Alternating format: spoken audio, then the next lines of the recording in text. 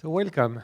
My name is Christophe Cherix. I'm the Chief Curator of Drawings and Prints at the Museum of Modern Art, and I'm with Sarah Suzuki, the curator of the exhibition devoted to Kingelez, a city dream that I'm sure you had a chance to walk through earlier this morning. First, I'd like to thank our partner Allianz for their extraordinary support toward this exhibition, which could not have been possible without them. I'd like also to say how grateful we are to a number of organizations within the Museum of Modern Art, the International Council, the Contemporary Arts Council, the Friends of Education.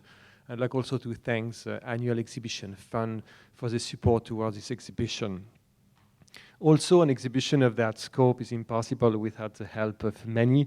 We cannot thank everyone today, but I'd like to say that how grateful we've been for all the conversation we had over the last years with historians, scholars, artists, dealers, curators, in order to bring that project together. And I'd like to mention specifically Carsten Höller, who helped us to think a little bit about the display of the exhibition, which can be, and we'll talk a little bit about that, as some challenging aspects. I'd like also to thank the many lenders to this exhibition. We have 14 different lenders, private and public, from different parts of the world, often with works of large scales, always very, very fragile. I'd like also to thank John Pigozzi for his generosity, granting us a number of key loans toward that exhibition. So Sarah, let's start.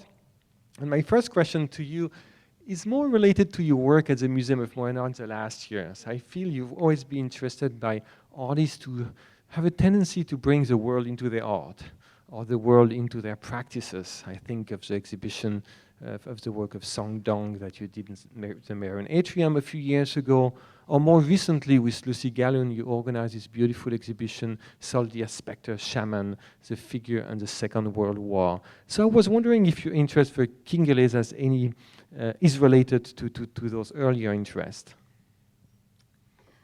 That's a good question. And it's one I haven't exactly thought about. That's right. Christophe with the probing interview questions. I think it's definitely there. I mean, for me, one of the things in looking at artists and their work, I mean, you're often struck by things that speak to you. And I do think that the way in which art reflects and is part of our everyday lives is something that, excuse me, is something that so many people can relate to. It's so many people that can connect to. And in an arena of contemporary art where there can often be challenges, people often find the work challenging, I think sometimes that connection to the everyday world is something that really gives people entry and access, a certain level of comfort. So I think, in fact, that's probably very true. So will you tell us a little bit more about Kingelez and his trajectory? I mean, he was born in 1948, if I'm correct. He was born in 1948. In Leopoldville, Kinshasa. Yes. Tell us a little bit, how he became an artist, but also maybe the role that an exhibition such as The Magicien de la Terre played in the reception of his work in 1989 at the Centre Pompidou. Yeah. Absolutely, because I think for us, and my curatorial team of Hilary Reeder and Hannah Girma is here with us this morning too, I think really getting to better understand Kingelez's story as a person and an artist was, in a way, at the beginning, like kind of at the core of what we were trying to do, to understand his moment and his milieu, to understand those experiences that would have shaped who he was as a person and, to a certain extent, what the practice might be. So he was born in an agricultural village. In 1948, the village is Kimbembele Uhunga, and it's reimagined upstairs in a work of 1994-95 as a kind of glittering global capital. But it was, in fact, a relatively small agricultural village. He was from a large family. He had a missionary education, which was the case for many in the then Belgian Congo. And at the age of 22, he moved to Kinshasa. He went and he started a university course. At that time, it was called the University of Lovanium. It was run by, again, Belgian missionaries. And it's since been absorbed into the university, the UNIKIN, University of Kinshasa campus. And while he was there, he studied business correspondence, he studied industrial design. Kingelez actually spoke 5 languages, so he was an extraordinarily talented guy. And when he left, he thought of a lot of different careers, and a lot of them were in response to what was happening in Zaire at this moment. So 1960 is independence from Belgium, and you see in the immediate years that follow a tremendous desire on the part of that country's citizens to build a country, to build a nation, to build an identity for themselves. And Kingelez was so excited about that as a possibility. So he considers a couple of careers. He says he considers being a magistrate, but realizes he's really too judgmental for that. He kind of makes the decision before hearing all the facts of the case. He thinks about becoming a civil servant. And in the end, what he does is he becomes a secondary school teacher. And this was one of the paths by which young citizens in then Zaire could become good future citizens. Education was critically important, and so he saw this as a path to help shape the next generation of citoyens. So he does this for a couple of years, but feeling very restless, is kind of looking for what the next thing will be, is looking for a way to really make a mark, to really contribute to this activity, to this nation-building activity. And so he describes the experience. He says he has this kind of like fever, and it lasts for a couple of days, and he's like in the house thinking, what am I going to do? And he says, I needed to get my hands on a Gillette razor and some paper and some glue. And from this, he builds his first sculpture. There's a very quick series of events that happens, and a lot of it is kind of chance and kismet. A neighbor of his sees the sculpture and says to him, you should show it to the staff at the International Museum, the Museum of Kinshasa. And so he goes and he shows it to them, and he shows it to a series of people who all kind of react in disbelief. They say, like, this can't be your work. Like, how could this possibly? This level of invention, this level of dexterity, this can't be yours. And they say to him in the end, well, make another one here in front of us so we can see that you've done it. You can prove to us. So he does. And they say, okay. In that case, do you want to come and work as a restorer? So he spends about 6 years working as a restorer of traditional objects from the collection of the IMNZ, the Institut Musée National du Zaire. And after that, decides he's going to devote himself full-time to art making. The big launching point for him is, as you say, Magicien de la Terre in 1989, which is a show in Paris that I think really had tremendous ambition to reshape the way the world was thinking about contemporary art. The ambition of the show was to have a checklist that was 50% artists from traditional centers of production and 50% that come from what would then be called the margins. And the way Kingelez was identified for the show was actually, in the course of the research, the team headed up by Jean-Hubert Martin was going through periodicals. They were going through old magazines, they were looking for information, and there was a 1984 issue of Autrement magazine. And in it there was a little black and white photograph of a Kingelez sculpture. That article was written by a French architect who'd been in Kinshasa in the early 80s. He was doing public works projects for the French government there. And someone had said to him, you should meet this guy that's building these models. So the architect, Christian Girard, went to the IMNZ and he met Kingelez and took some pictures. He acquired some things too. And those pictures, which he then published in this short account of what he'd seen in various cities when he was traveling, was the picture that Jean-Hubert saw in doing that research. And he said, get someone to Kinshasa and find this guy. And so that's what they did. It was a bit of a treasure hunt because, in fact, Kingelez had absolutely no local reputation. He had not shown his work in Kinshasa at all beyond within the confines of his office at the IMNZ. So it was a bit of a treasure hunt to find him. And in fact, the first announcement in the local paper, Salongo, about the exhibition in 1988 touts the fact that Sherry Samba, the brilliant Sherry Samba, peintre populaire, is going to participate in this big show in Paris. And then almost as a footnote, it says, also this other guy, Boris Kingelez, will be there too, and they spelled his name wrong. And Boris writes a letter saying, like, can you please correct the spelling of my name? But I think it's just an indication of really how low the profile was. I mean, Sherry Samba was a known entity at that point, and Kingelez was totally unknown, and in fact would really continue to live very much under the radar in Kinshasa through the end of his life. So that moment in '89 of Magicien de la Terre, which was really a kind of paradigm-shifting moment, not only for contemporary art, but a change for many artists, was really, I think, a moment that then would allow him to live his life as a working artist. It gave him exposure. So it feels that after the Magicien de la Terre, we saw a lot of his work in large international events, biennials, documenters, and so on, all over the world. However, less sometimes more traditional settings. And I was wondering is the fact that, and when you talk about Kingelez, you refer to architecture and to sculpture, and yesterday I was looking at the show and I felt his work seems to collapse really all together, design, architecture, and sculpture. And in the catalog, he's quoted at some point saying that he feels that he's an architect, a designer, he's a sculptor, an engineer, and an artist. Right. So what do you make of all of that? You know, it's not easy to categorize. Where does he fit? Yeah, I think this is one of the interesting issues with Bodas over the years, is that historically, because he kind of does elide those boundaries, it doesn't sit neatly in architecture or design or sculpture, and I always throw in the works on paper because it is, in fact, work of paper. It makes it quite hard to categorize, and I think for collecting institutions that often work in those silos in a certain way, you're not quite sure where to position it.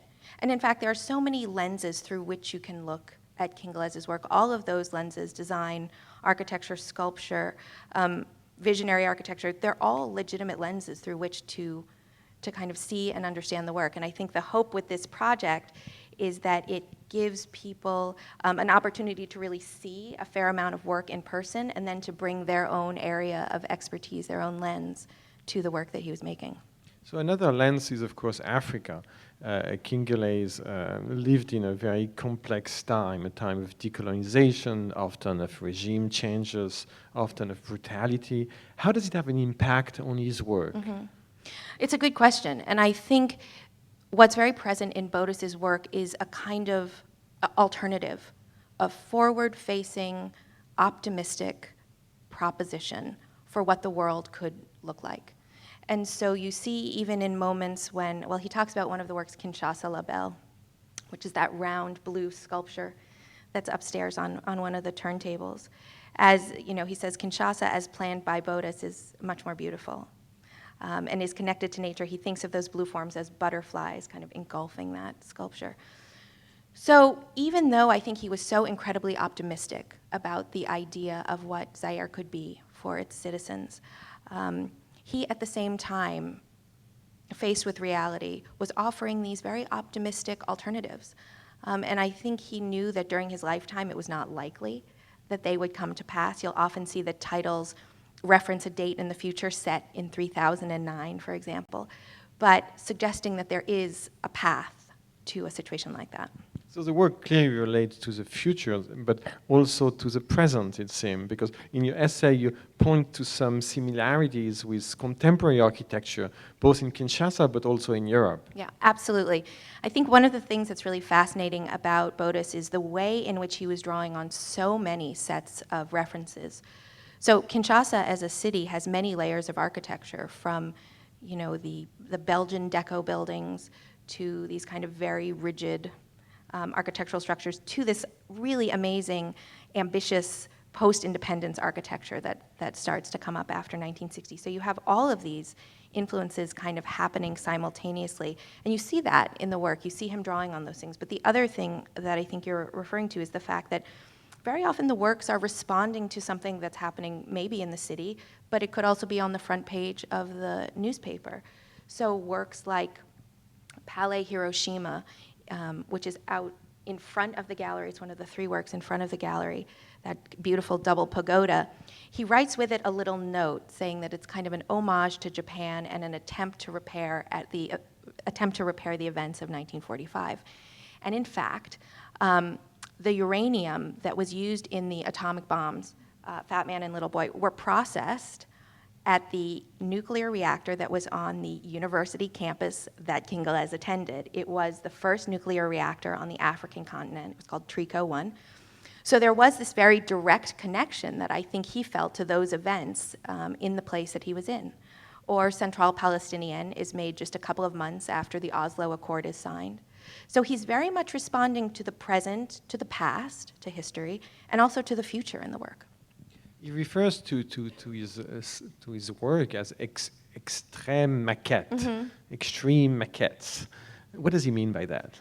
Well, I think if you've seen any of the documentary, you will start to get the sense that most things with Bodas were extreme. But are they extreme because they cannot be built? Are they extreme because they're very difficult to craft and to put together? I think they're extreme in both those and many other ways. I think they're extreme in the level of attention to detail that they manifest. I think they're extreme in the complexity of their structure. And I think Bodas didn't do anything by halves. So the idea of a regular maquette, a simple maquette, was not appealing. It would have to be extreme. But there's also a great care for the object. You feel that he cares for whatever he recycle, whatever he find. He treats them really as precious material. Yeah, I think that's absolutely true. And in fact, there's a great moment in the documentary that's playing upstairs in which he goes to the offices of the IMNZ, the museum where he worked, to see the sculpture that they have in their collection. It's an early sculpture, and they have it in the offices. And he actually kisses it when he sees it, as though he's seeing, a long-lost friend or a loved one. And the works often have very specific dates on them. So they'll tell you that a specific building was made over the course of a week or 10 days, and between Wednesday and the following Friday of this month of this year. But that kind of intense focus, I think they're also extreme in focus. He was incredibly devoted to that process. I think the tenderness that he shows for those objects is extraordinary, and he says at a certain point, that for him it is about the making. It's working with his hands. It's doing things in an analog fashion. He was not a computer guy. He didn't even make preparatory drawings. It was all in the kind of touch with the material, the interaction with the material.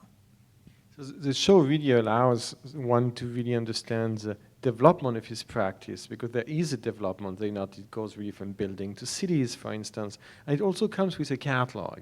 And maybe it's fair to say that it's the most extensive publication to date on the artist. It has multiple contributors, but also it poses on aspects of his work that maybe have not been really brought forward much in the past, such as his writing. So would you say something about the catalog, how it can work also as a companion to the exhibition? Sure. The goal with the catalog was to try to bring a variety of viewpoints to the work of Kingelez. So the kind of the anchor essay is really, as I was saying, a deep dive into his context, to really try to understand the situation in which he was making work and the things that were perhaps shaping his vision. But we also have a really wonderful essay by Chika Okeke-Agulu that starts to kind of position Kingelez within a context specific to African contemporary art. I think one of the things we wanted to do was avoid creating silos or structures in which we were trying to very precisely place Kingelez, because for so many this will be a first opportunity to see the work, but really to kind of do this kind of excavation of his milieu and then let those things surface and see kind of what comes from that.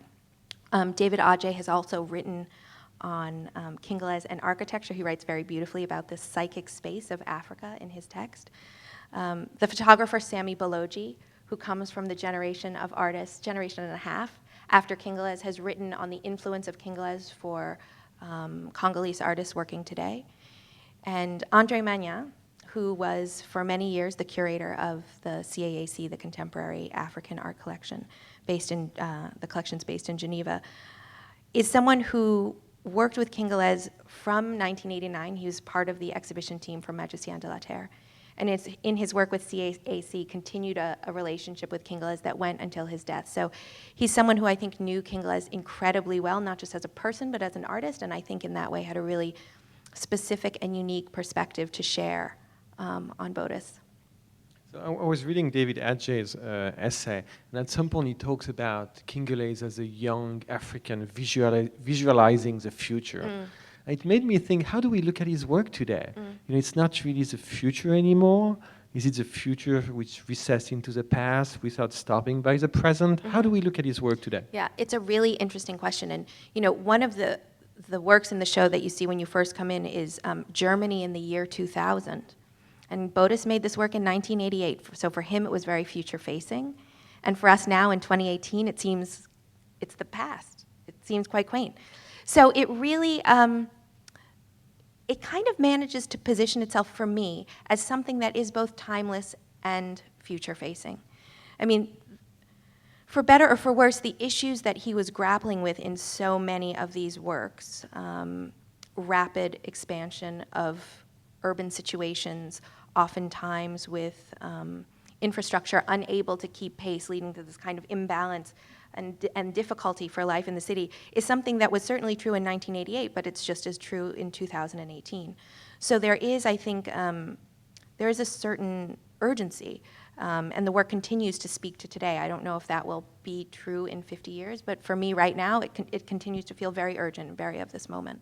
Could you tell us how to look at the exhibition? I mean, where to start? You know, should we look at cities or should we look at buildings? How do we associate different parts? Is it about a network of relationship or more looking at objects in isolation? Also in the exhibition, people have access to a virtual reality device which allow you to plunge into between the buildings and explore the cities in a very unique way. I like to think that this is work, Christophe, that rewards both the first glance and the long look. So when you go into the exhibition and you see these kind of fantastic contours, you see these flashes of silver and gold, there's something to me immediately so appealing about them. But if you spend time with them, if you really kind of sit with them and see how they're made, what they're made with, the strategies that are at play, the materials and the way they're so creatively redeployed, to me there's incredible joy in that. And that's where you will start to see these incredible resonances. So as you come into the gallery, you're met with the first work that the public would have seen. It's the work from 1988-89 that was in Magicien de la Terre, and the work that he made immediately in that year as he was visiting Paris. So that's kind of the way we all came to know Kingelez. And as you kind of move around the corner, you'll see a round table with early work. That work dates from about 1981-82, and I think it allows us for the first time to see kind of the genesis of where the work comes from, and to understand that even in that early moment, he'd already really developed a lot of what would become the hallmark of his mature style. As you go around and you spend some time, you'll start to see that, for example, the foliage, the trees with which the landscape is populated, sometimes grow into building-sized trees. So you will find that same contour in the shape of a building that you will in a little paper tree. And there is this sense of scale shift that happens very much throughout the work of Kingelez. And you can see also, I think, as he gets differently confident with shape, these kind of regular geometries start to give way to more flamboyant contours. So you're met in the exhibition with a work called Dorothée, which has this kind of very dramatic shark's fin shape, which we like to think kind of points you in, kind of directs you into the exhibition. And that's a work that comes a little later. It's from about 2007. But that scale shift, I think, is something, understanding that scale shift is something that's really enabled by the virtual reality.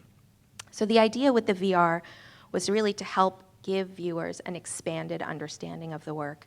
It's a careful line because the idea is not to make the work something that it isn't, but really to help people understand it in a different way. So if you haven't had the chance to do the VR experience, it lasts about 3.5 minutes, and essentially what it does is it brings you down in scale so that you can move about Ville Fantôme, which is Kingelez's largest city, as though you were a citizen on the street.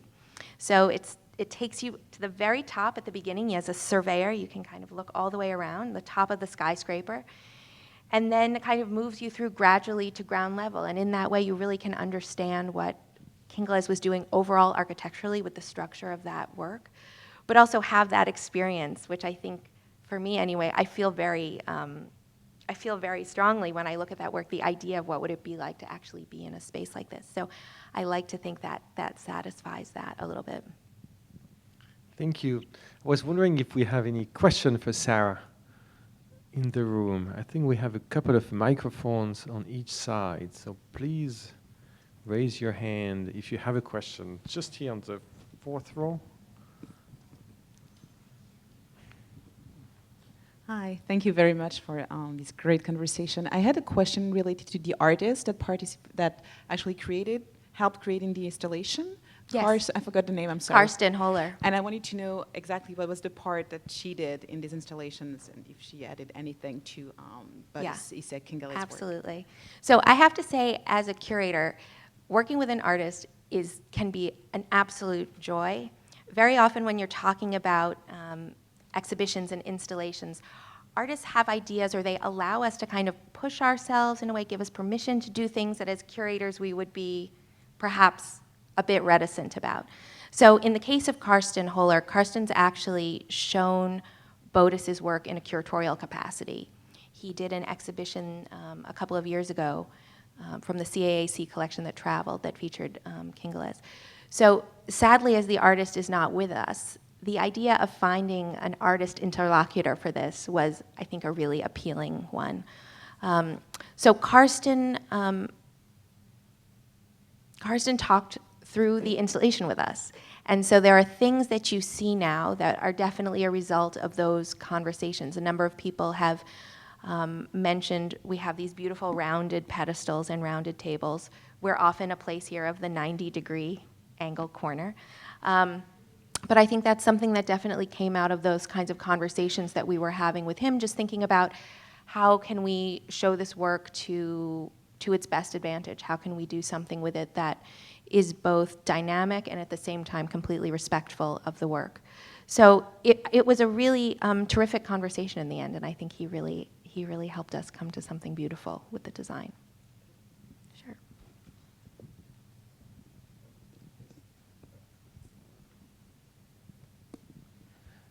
When we talked earlier, I had raised the issue of him staying in the city, even though it was totally unresponsive to him. Yeah. And we came up with the idea that he had grown up at a critical point in its history.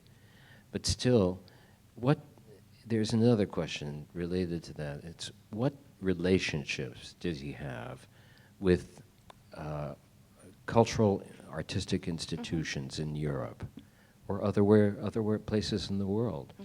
Because he obviously had a world vision, but he stayed in he stayed where he was born. Yeah, it's true. I mean, I think by the end of his life, we determined Bodis had shown in 50 countries on 6 continents. I'm looking at Hillary. 5 continents. I don't know how many continents there are. So he did. He showed quite internationally. And in fact, in the collecting history, you can see these moments of intersection and of engagement. So for example, he goes to the Netherlands when there's a traveling group show, and the show goes to the Groningen Museum. And in conversation when he's there, he's visiting, they make a plan for him to make 2 works for the museum, and those 2 works are here in the exhibition. They have another in the collection as well. And so you often see that, the idea that he kind of travels to a place with an exhibition or for an exhibition and kind of engages with that place in a certain way. And it may result in a work, it may result in a relationship, it may result in another exhibition. So he certainly is active in the world and in making a network, but he says, there's a quote from him, he says, Kinshasa is a tough city and it's awful on the work. And he says that because the climate is not good for work on paper. But it's home, that's where his family was. And I think it's the city that really inspired him. And again, going back to that idea of being part of this nation building, trying to engage in that, I think that was something that really was critical to him for his whole life.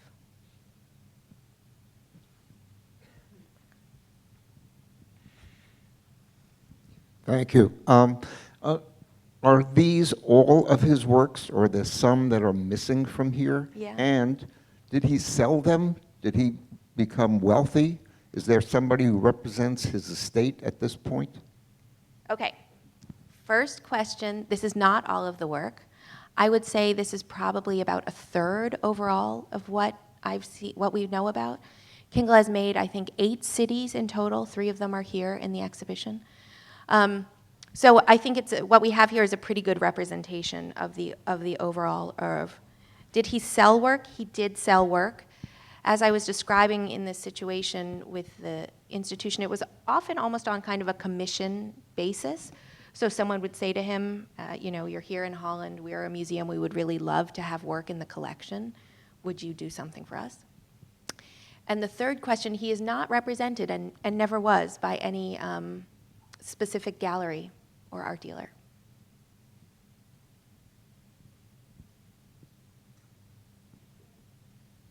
Can you give us an idea of what a piece would fetch if it were sold or commissioned? Yeah.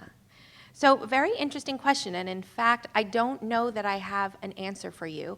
I can tell you that there are occasionally Kingelez sculptures that come up at auction, so that's a public record that you might be able to find in terms of that.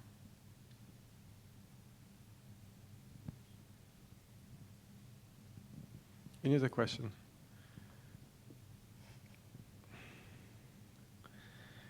If not, I'd like to thank you all for coming today. And thank you, Sarah.